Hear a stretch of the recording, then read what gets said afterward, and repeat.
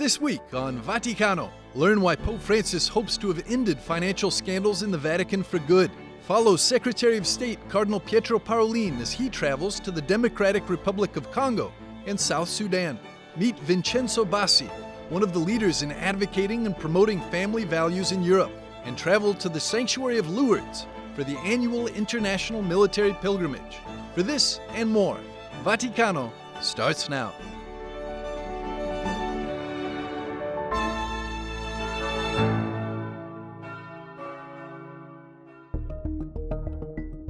At the center of one of the biggest financial scandals in recent Vatican history is a London real estate deal.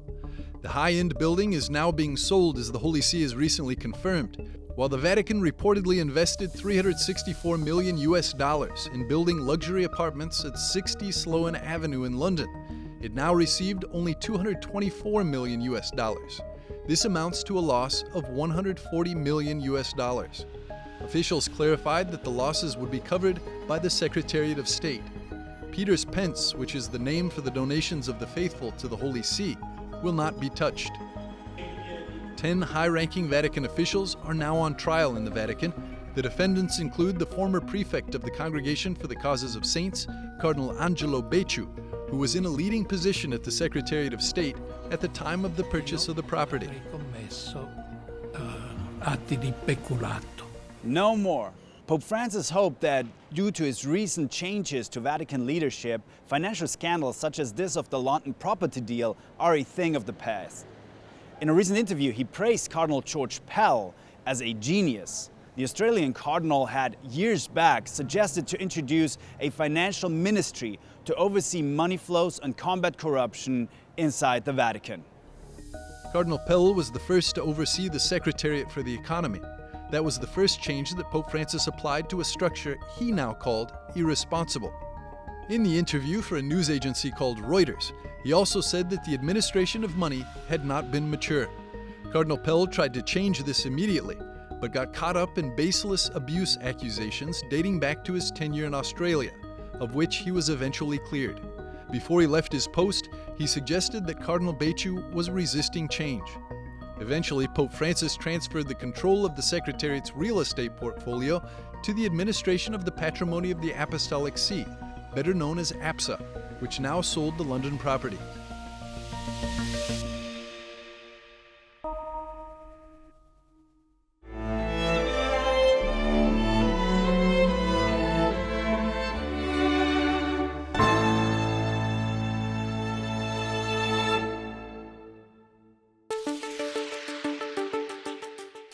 Because Pope Francis canceled his planned trip to the Democratic Republic of Congo and South Sudan due to his doctor's orders, Secretary of State Cardinal Pietro Parolin visited the two African states on his behalf. In Kinshasa, the capital of the Democratic Republic of Congo, the Cardinal celebrated Holy Mass with 100,000 faithful.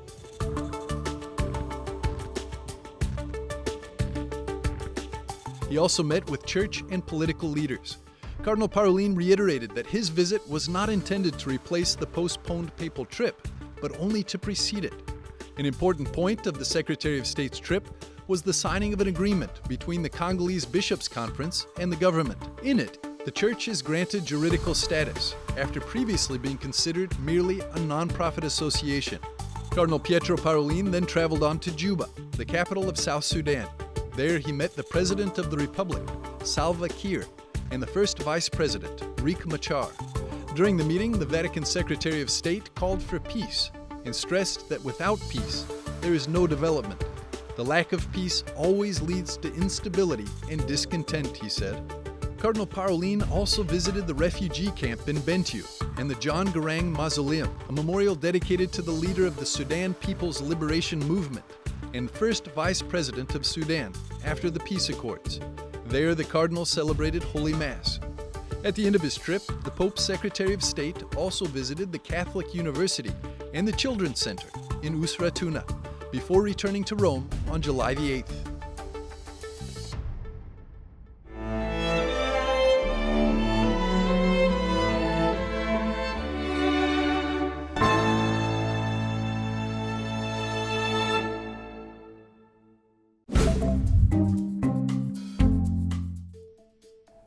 Hello and welcome to this week's Vaticano Updates, bringing you the most important news from the Holy Father and the Vatican. In an interview, Pope Francis compared abortion to hiring a hitman. I ask, is it legitimate? Is it right to eliminate a human life to resolve a problem? The Holy Father said. Now, he was responding to the U.S. Supreme Court's decision to overturn Roe v. Wade. When asked whether a Catholic politician who supports the right to choose abortion can receive the sacrament of communion, he warned of bishops losing their pastoral nature. The Pope has repeatedly underscored his pro-life positions in the past. The Vatican's provisional agreement with China on the appointment of Catholic bishops will probably be renewed for the second time in October. Now, Pope Francis said in an interview that the agreement is moving well, and I hope that it can be renewed. The controversial Vatican-China agreement was first signed in September of 2018 and then renewed for another 2 years in October of 2020. The terms of the agreement have not been made public. Pope Francis has expressed shock and sadness over the mass shooting that led to the death of at least 6 and wounded some 30 others at a 4th of July parade in the Chicago suburb of Highland. Now, in a telegram sent on his behalf to Cardinal Blaise Cupich, the Archbishop of Chicago, the Pope condemned the senseless shooting, appealing for a rejection of all forms of violence.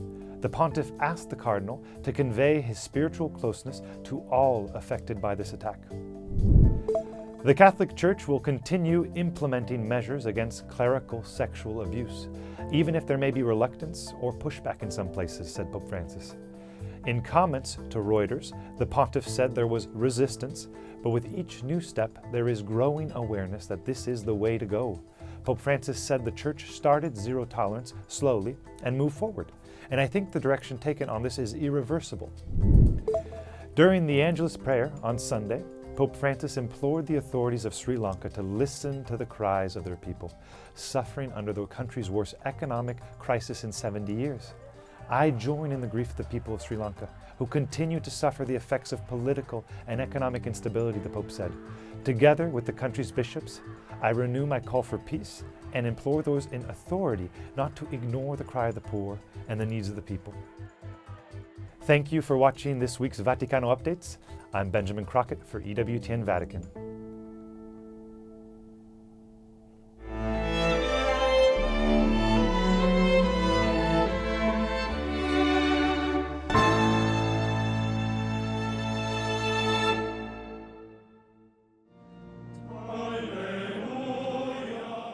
The Holy Father recently published an apostolic letter on the liturgy, following up on his motu proprio Traditionis Custodes that was published nearly 1 year ago, limiting celebrations of the Mass according to the rite used before the Second Vatican Council. In his apostolic letter titled Desiderio Desideravi, I've earnestly desired, the Pope explains that he wants to invite the whole Church to rediscover, to safeguard, and to live the truth and power of the Christian celebration. While the intention around the activities surrounding the liturgy seems to be focused on re-establishing a feeling of unity within the whole Church, many communities around the world feel a real desire to continue to celebrate the old rite. One such community is Clear Creek Abbey in Holbert, Oklahoma, in the United States. For the Benedictines here, life revolves around the Mass. We were trying to be both getting back to a certain richness that seemed to be lost in the liturgical reform.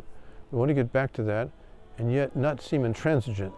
And so what we came up with is having permission for the 1962 Missal, but using some of the prefaces, using the calendar from the new Missal. We're trying to build bridges, and so it's basically the rite is like in the 1962, but there's some changes to it, and we use some new elements.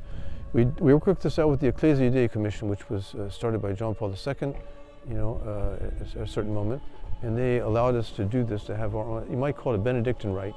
It's similar to the 62, you might call it a Benedictine rite, although it's not officially that. In exultatione the divine office with the hours and the Mass, all that is the center of the whole thing. It's sort of like the sun, it sort of commands everything. The reality of Holy Mass is something of infinite value of greatness, and so it's all really centered on that. The monks have found that the Latin Mass leads them to deeper communion with God, and that it particularly resonates with young people.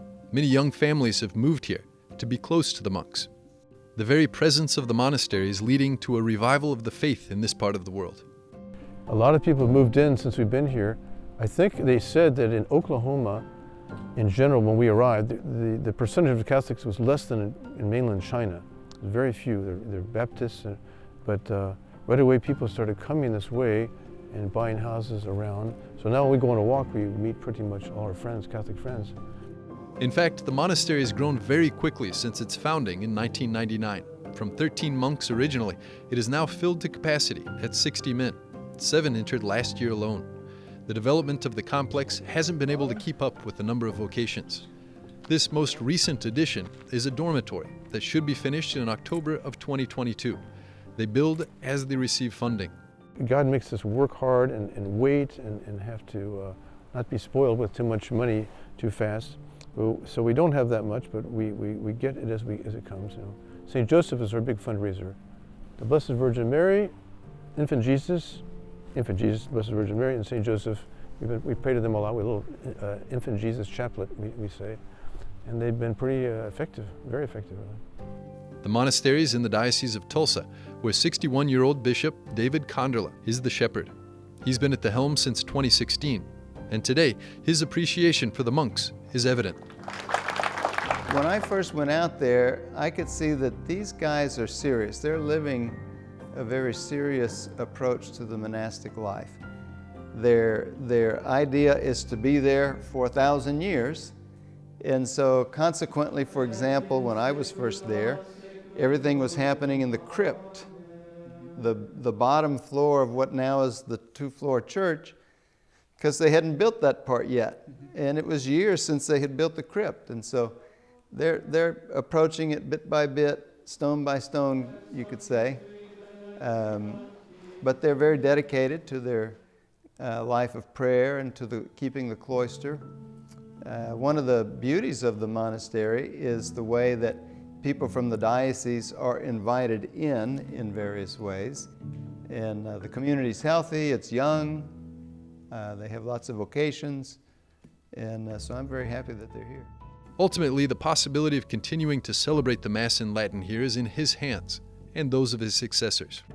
For the monks themselves, they are Catholic first and foremost, says the Father Abbot, and they will remain in the fold, come what may. But we're still waiting to see exactly what is expected of us. You know, our bishop here is very favorable to what we're doing already. He has no problem with that. Our attitude is that when the competent authority tells us directly what we need to do, we'll obey. We're not going to, but we want to keep something I think is very precious that could be lost, and we're trying to help maintain that. But being Catholic, being truly Catholic and not, sectarian or ideological or something. While we're living in this unique moment with regard to the discussion surrounding the liturgy, one thing is certain. We can all heed the Holy Father's message that the Christian faith is either an encounter with Him alive or it doesn't exist. Liturgy guarantees for us the possibility of such an encounter. For us, a vague memory of the Last Supper would do no good. We need to be present at that supper, to be able to hear His voice, to eat His body, and to drink His blood. We need Him.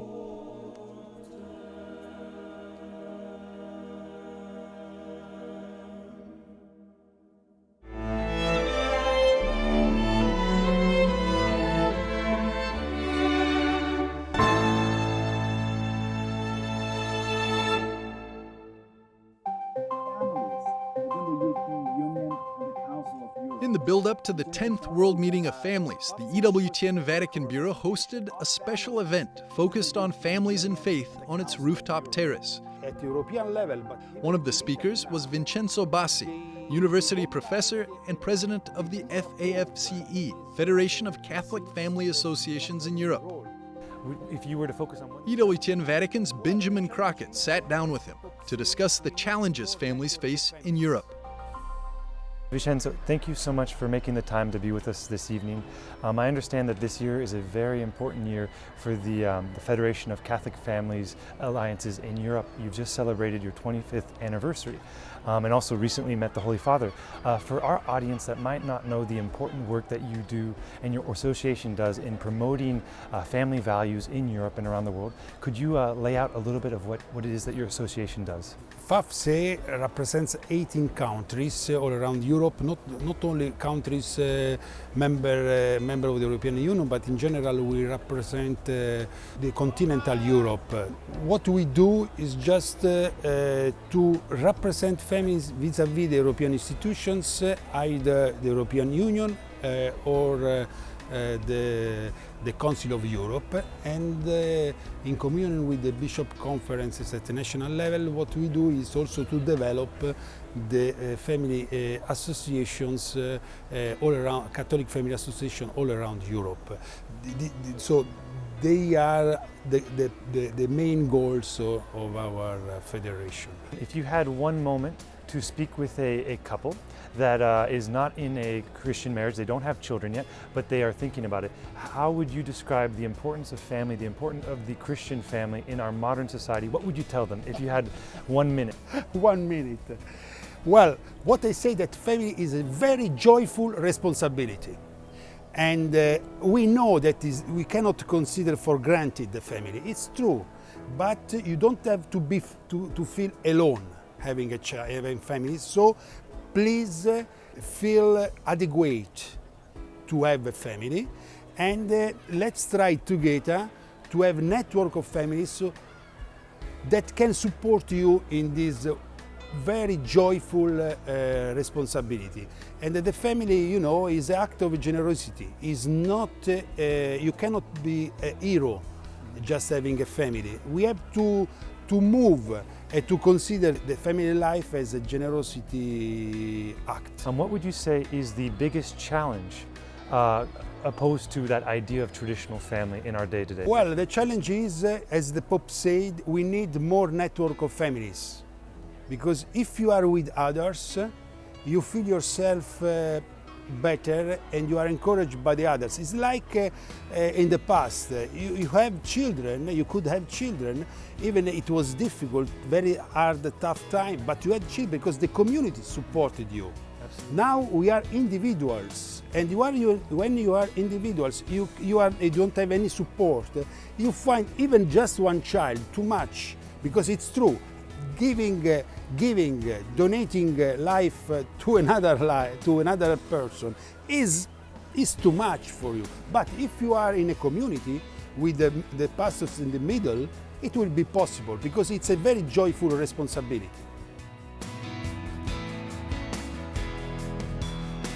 As society continues to move in the direction of hyper-individualism, communities and networks of families, such as the one Vincenzo Bassi leads in Europe, will become increasingly important.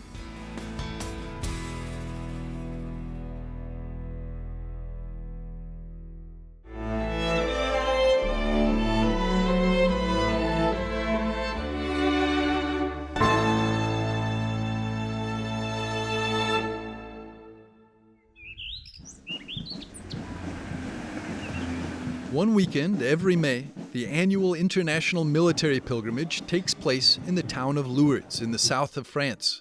Servicemen and women from across the world pray for healing and for peace.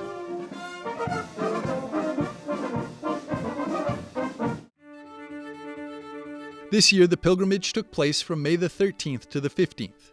It traces its roots back to December of 1944, when representatives of militaries from across the globe gathered here to celebrate Mass at the Basilica of Our Lady of the Rosary. Then after World War II came to an end, French soldiers and their chaplains invited German soldiers and their chaplains to gather here to pray. Archbishop Timothy Broglio is the Archbishop for Military Services in the USA. It originated as an attempt to reconcile the nations of Europe that had been at war, to allow them to move on to the next stage of their relationship. And actually, at the first military pilgrimage to Lourdes, the Germans were afraid to come into the town because they didn't know what the reaction might be. And so that really began the whole tradition of healing and reconciliation. If you work with the military, as I've done for the last 14 years, you'll find that the first group that does not want to be at war is the military, because they know what it costs. Charles Galena is a retired colonel with the U.S. Marines and is leading this pilgrimage. EWTN asked him what the purpose is of the Warriors to Lourdes pilgrimage. Lourdes is known throughout the church. The shrine of Our Lady of Lourdes is known throughout the church as the place of healing. No other population in the U.S. needs healing, peace, reconciliation than our military wounded, ill, and injured, our military that have seen combat. The physical wounds of war are visible. The emotional wounds of war, not so much. Moral injury is totally hidden. It is the wounds to the soul. It's the guilt, the shame of what takes place in combat. So how do we heal that? We heal that through prayer, the sacraments, and through ritual. The great healing for me is to be able to bring the wounded, heal the injured, their families to Lourdes.